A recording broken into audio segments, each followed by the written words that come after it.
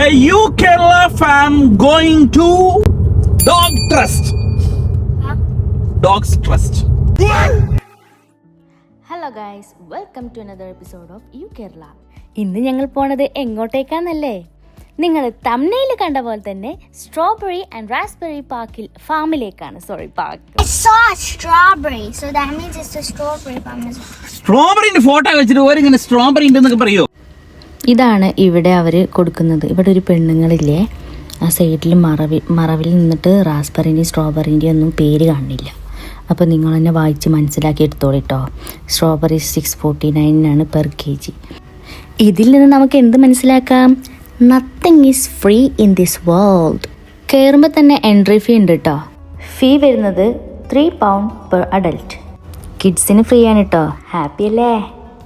പിന്നെ വേറൊരു കാര്യം പറയാനുള്ള എന്താ വെച്ചിട്ടുണ്ടെങ്കിൽ, പിന്നെ നമ്മൾ ഈ കൊടുക്കുന്ന എൻട്രി ഫീ നമ്മൾ വാങ്ങിക്കുന്ന സ്ട്രോബെറിന്നോ റാസ്ബെറിന്നോ എന്താണോ നിങ്ങൾ വാങ്ങിക്കുന്നത് അതിൽ നിന്ന് റെഡ്യൂസ് ചെയ്ത് തരുന്നതാണ് കേട്ടോ. അപ്പം അതും ലാഭമില്ലേ? ഈ ഫാം ലൊക്കേറ്റ് ചെയ്തിരിക്കുന്നത് ലഫ്ബ്രോയിലാണ്. നല്ലൊരു ട്രഡീഷണൽ ഫാമാണിത്. ഈ ഒരു ട്രാക്ടർ കണ്ടില്ലേ, അതിലാണ് നമ്മളെ മെയിൻ ഫാമിലേക്ക് കൊണ്ടുപോവുക. ഇത് വിളവെടുപ്പ് കഴിഞ്ഞ ഫാമാണ്. അപ്പോൾ ഇനി മെയിൻ ഫാമിലേക്ക് നമുക്ക് ആ ഒരു ട്രാക്ടർ വന്നിട്ട് വേണം നമ്മളെ പിക്ക് ചെയ്ത് കൊണ്ടുപോകാൻ വേണ്ടിയിട്ട്. ഇതൊരു ഫാമിലി റൺ ഫ്രൂട്ട് ഫാമും കൂടിയാണ് കേട്ടോ. 1973 ഇത് ആരംഭിച്ചത്. ഇപ്പോൾ വരെ 4 ജനറേഷനിലായിട്ട് കൈമാറി വന്നൊരു ഫ്രൂട്ട് ഫാമാണിത്. ഞാൻ ഈ എടുത്ത ഫ്രൂട്ട് ബാസ്ക്കറ്റൊക്കെ ഇതാ അവിടെ കാണുന്നില്ലേ, ആ എൻട്രൻസിൽ നിന്ന് തന്നെ അവർ നമുക്ക് ഫ്രീ ആയി തരുന്നതാണ്. അങ്ങനെ ക്യൂ നിന്നിട്ട് കുറച്ചു നേരം കഴിഞ്ഞപ്പോൾ ഞങ്ങൾക്കുള്ള ട്രാക്ടർ എത്തി. അങ്ങനെ ഈ പോണത് ഞങ്ങളെ ട്രാക്ടറിൽ അവരുടെ ഫാമിലേക്ക്, മെയിൻ ഫാമിലേക്ക് കൊണ്ടുപോകുന്നതാണ്. നല്ലൊരു വൈബാണിത്. എന്ന് വെച്ചാൽ നമ്മൾ തന്നെ ഫീൽഡിൽ പോയി നമ്മൾ തന്നെ പിക്ക് ചെയ്തെടുക്കുക. ആ ഒരു സുഖം നല്ല രസമല്ലേ? ഉണ്ടാക്കാനോ നമ്മളില്ല, എന്നാൽ പിന്നെ പറിക്കാനെങ്കിലും പോവാം. ഫ്രൂട്ട്സ് എല്ലാം നാച്ചുറലായിട്ട് ഔട്ട്ഡോറിൽ തന്നെ വളർത്തുന്നതാണ്. അതുകൊണ്ട് ഫ്രഷ് ടേസ്റ്റ് ആയിരുന്നു കേട്ടോ. ഒരു വിധത്തിൽ ഞങ്ങൾ ഫ്രൂട്ട് ഫാമിലെത്തി. അതിനുശേഷം ഞാൻ മോളെ നോക്കിയപ്പോൾ അവളെ കാണുന്നില്ല. ദേ ഇവിടെ വന്നിരുന്ന് പറിക്കാൻ തുടങ്ങി.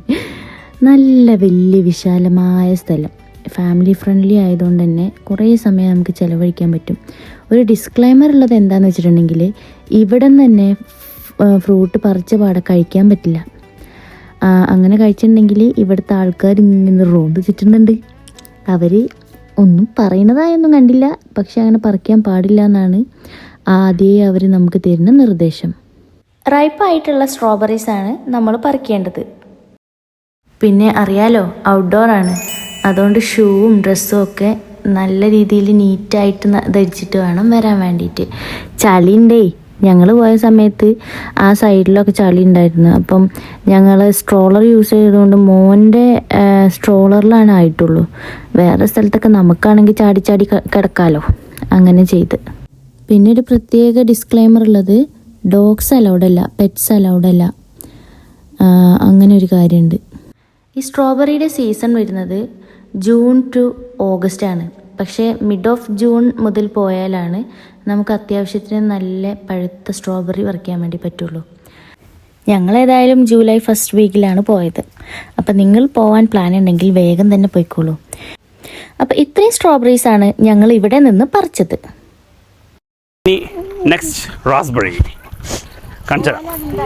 സത്യം പറഞ്ഞിട്ടുണ്ടെങ്കിൽ റാസ്ബെറീസ് പറിക്കാൻ വലിയ താല്പര്യം ഉണ്ടായിട്ട് പോയതല്ല. കാരണം ഞാൻ കഴിച്ചിട്ടുള്ളതൊക്കെ ഫ്രിഡ്ജിൽ വെച്ചിട്ടുള്ള റാസ്ബെറി കടയിൽ നിന്ന് വാങ്ങി കഴിക്കുക ചെയ്തത്. അപ്പോൾ ഒരു ചെറിയ പുളിപ്പും കാര്യങ്ങളൊക്കെ ഉണ്ടല്ലോ. പക്ഷേ ഇവിടെ വന്ന് നോക്കുമ്പം ഫ്രഷ് എന്ത് ടേസ്റ്റാണെന്നറിയോ? ഇതാണല്ലോ നമ്മൾ ഫ്രിഡ്ജിലൊക്കെ വെച്ച് നശിപ്പിച്ച് കഴിക്കണതാണ് ഞാൻ ആലോചിക്കണേ. ശരിക്കും ഫ്രഷാണ് നമ്മൾ കഴിക്കേണ്ടത്. നല്ല മധുരവും പുളിപ്പുമായിട്ട് നല്ല ടേസ്റ്റ് തന്നെയായിരുന്നു കേട്ടോ. തണുപ്പിനേക്കാൾ എനിക്കിഷ്ടപ്പെട്ടത് ഫ്രഷായിട്ടുള്ള റാസ്ബെറീസാണ്. ഞാനും കാക്കുമൊക്കെ നല്ല പഴുത്തതിൻ്റെ ആൾക്കാരാണ്. പക്ഷെ എൻ്റെ മോള് കഴിച്ചത് അവൾക്ക് കുറച്ച് പുളിയാണ് ഇഷ്ടം. അപ്പം കുറച്ചൊരു പഴുക്കാനായ ടൈപ്പ് ഉണ്ടാവില്ലേ, അതാണ് അവൾ പറിച്ച് കഴിച്ചത്. നോക്കിയേ എന്ത് രസമാണ് കാണാൻ വേണ്ടിയിട്ട്. കാണാനും അതെ, ഫ്രഷ് പീസ് കഴിക്കുമ്പോഴും നല്ല ടേസ്റ്റ് തന്നെയായിരുന്നു. എന്തായാലും ഞങ്ങൾ നല്ലോണം എൻജോയ് ചെയ്തിട്ടുണ്ട്. അങ്ങനെ എല്ലാം കഴിഞ്ഞ് തിരിച്ചു പോകാൻ വേണ്ടി നോക്കുമ്പോഴാണ് ദേ കിടക്കുന്നത് താഴെ. എല്ലാം കൂടി താഴെ പോയി. ആ സ്ട്രോളർ ഒന്ന് ചെരിഞ്ഞ് അവിടെ നടുക്കിലൊരു കുഴി ഉണ്ടായിരുന്നു, അതുകൊണ്ട് തന്നെ എല്ലാം കൂടി കൊട്ടിപ്പടഞ്ഞ് താഴെ വീണ്. അങ്ങനെ സ്ട്രോബെറി എല്ലാം തിരിച്ച് ബോക്സിലിട്ട്, പിന്നെ റാസ്ബെറി ഞങ്ങൾ എന്ത് ചെയ്തു, പുതിയത് പറിച്ച് ബാക്കി നിലത്ത് വീണതെല്ലാം അവിടെ തന്നെ ഇട്ട്. അങ്ങനെ നേരെ ചെക്കൗട്ടിലേക്ക്. അങ്ങനെ അവിടുന്ന് വെയിറ്റ് ചെക്കിങ് എല്ലാം ചെയ്ത് കഴിഞ്ഞ് ഞങ്ങൾ പതുക്കെ അവിടുന്ന് ചെക്കൗട്ട് ചെയ്തു. അങ്ങനെ ഞങ്ങളുടെ ഇന്നത്തെ സമ്പാദ്യമാണ് ഇത്, ഒരു ബോക്സ് സ്ട്രോബെറിയും ഒരു ബോക്സ് റാസ്ബെറിയും.